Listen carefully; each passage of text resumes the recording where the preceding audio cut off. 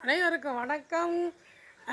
பழைய கால நினைவுகள், பழைய கால வசந்தங்களில் இன்று பார்க்க போகிற வசந்தம் சிட்டுக்குருவிக்கு என்ன கட்டுப்பாடு.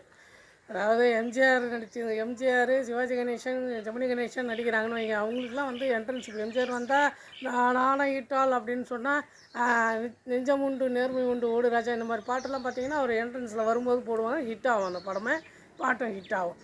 அதுபோல் நாயகிகளுக்கெல்லாம் அப்படி அமைஞ்சதில்லை. ஆனால் இந்த சவாலே சமாளிங்கிற படத்தில் ஜெயலலிதா அம்மா அவர்கள் வெளியூருக்கு போய் படிச்சுட்டு வரும்போது இந்த என்ட்ரன்ஸ் பாட்டு இந்த படம் செம ஹிட் ஆகிருக்கும். அதுக்கு பிறகு நிறைய நடிகைகளுக்கு இந்த வாய்ப்பு கிடைத்தது என்றே சொல்லலாம். இப்போ வந்து பார்த்திங்கன்னா படம் வந்து பார்த்திங்கன்னா சவாலே சமாளி, பாடியவர் வந்து பி. சுஷீலா, இதற்கு பாட்டு எழுதுனது கண்ணதாசன், இதற்கு இசையமைத்தது விஸ்வநாதன். இந்த படத்தில் ஒரு பாட்டு, நிலவை பார்த்து வானம் சொன்னது என்னை தொடாதே, நிழலை பார்த்து பூமி சொன்னது என்னை தொடாதே, நதியை பார்த்து நானல் சொன்னது என்னை தொடாதே. இந்த பாட்டு நீங்கள் கேள்விப்பட்டிருப்பீங்க. எல்லா மனதிலும் ஓடிக்கொண்டிருக்கக்கூடிய ஒரு பாடல். இந்த பாடல் வந்து பார்த்திங்கன்னா இந்த படத்தில் இருக்குது. அதுக்கு அடுத்தபடியாக தான் நம்ம இப்போ ஒரு பாட்டு அந்த படத்திலே இது சிறப்பாக சுஷீலா குரலில் வரக்கூடிய பாடல் தான் இந்த சிட்டுக்குருவிக்கு என்ன கட்டுப்பாடு. அதாவது திருநீலகண்ட நாயனார் அவங்க மனைவியை கடைசி வரைக்கும் தொடாமல் இருந்தாங்க. அது வந்து ஒரு கோயிலில் நடனமாடக்கூடிய மங்கை மீது அவர் மையல் கொண்ட காரணத்தால் அவர் மனைவி என்னை தொடாதே என்று சொன்னார். அந்த கதையை கேள்விப்பட்டிருப்பீர்கள். அதுபோல் இந்த பாடலில் நாயகனிடம் என்னை தொடாதே என்று சொல்லியிருப்பார். அதற்காக இந்த பாடல் வந்திருக்கும். ஆனால் நம்ம அம்மா அவர்கள் கிராமத்திலிருந்து வெளியூருக்கு சென்று படித்து விட்டு வருகின்ற போது இந்த பாடலை பாடியிருப்பார்கள். சிட்டுக்குருவிக்கென்ன கட்டுப்பாடு, தென்றலே உனக்கேது சொந்த வீடு, உலகம் முழுதும் பறந்து பறந்து ஊர்வலம் வந்து விளையாடு, சிட்டுக்குருவிக்கென்ன கட்டுப்பாடு கட்டுப்பாடு ஓஹோன்னு வரும். அழகாக பாடுவாங்க.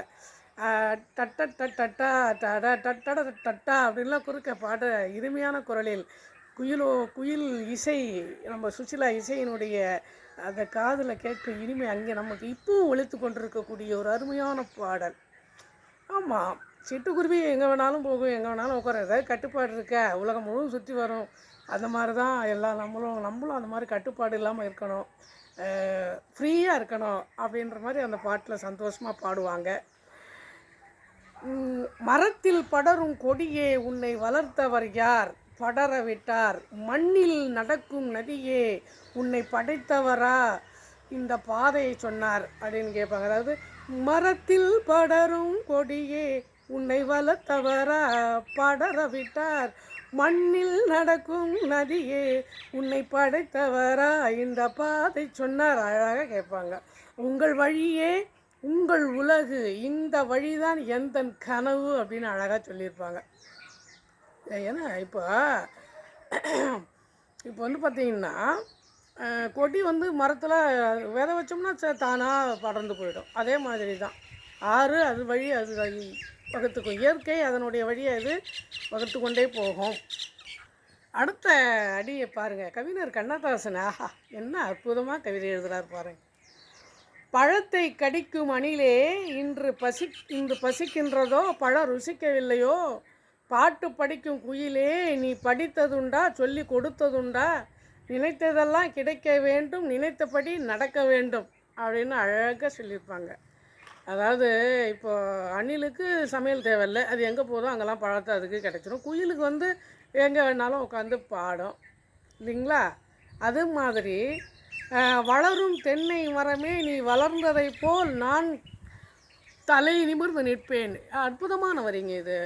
அதாவது பெண்கள் வந்து நாணலை போல் தலை குனிந்து நிற்க வேண்டும் என்ற அந்த வார்த்தையை இங்கே கண்ணதாசன் தென்னை மரம் போல் தலை நிமிர்ந்து நிற்க வேண்டும் என்று அருமையாக சொல்லியிருப்பார். அதே அடுத்த அடியில் தான் சொல்லியிருப்பார். அதாவது வணங்கி வளையும் நாணல் நீ வளைவதை போல் தலை குனிவதில்லை. பெண்கள் எல்லாம் இந்த உலகத்தில் இருக்கக்கூடிய பெண்கள் தலை குனியக்கூடாது, எல்லோரும் போற்றக்கூடிய நிலையிலே உயர்ந்து தான் தென்னை மரமும் நிற்க வேண்டும் என்ற ஒரு கருத்தை கண்ணதாசன் அவர்கள் தன் பாடல் வரியில் இந்த சவாலை சமாளிங்கிற படத்திலே கொடுத்துட்டு போயிருக்கார். சுசீலாவுக்கு வந்து தேசிய விருது கிடைத்த படம் இந்த பாட்டுக்கு தேசிய விருது கிடைத்தது அப்படின்னு அருமையான ஒரு பாட்டு பாடியிருக்காங்க, விருதும் வாங்கியிருக்காங்க. சுசீலா அவர்கள் வந்து மறக்க முடியாத ஒரு பாடல் பாடக்கூடியவர், யாரும் கேட்டு ரசிக்கக்கூடியவர்கள். அந்த காலம் முதல் இந்த காலம் வரை சிறு குழந்தைகள் வரை இப்போ நிறைய பாட்டு போட்டி நடக்கும்போது சுசீலா பாட்டை பாடாதவங்களே இருக்க முடியாது. அந்த அளவுக்கு இனிமையான குரலும் கருத்தமைந்த பாடலும் பாடுவதில் வல்லவர் சுசீலா அவர்கள். சுசீலா அவர்கள் இன்னும் இன்னும் பல்லாண்டு வாழணும், வாழ்த்துவோம் அவர்களை. இந்த வீடியோ பிடித்திருந்தால் லைக் பண்ணுங்கள், ஷேர் பண்ணுங்கள். நன்றி, மீண்டும் சந்திப்போம்.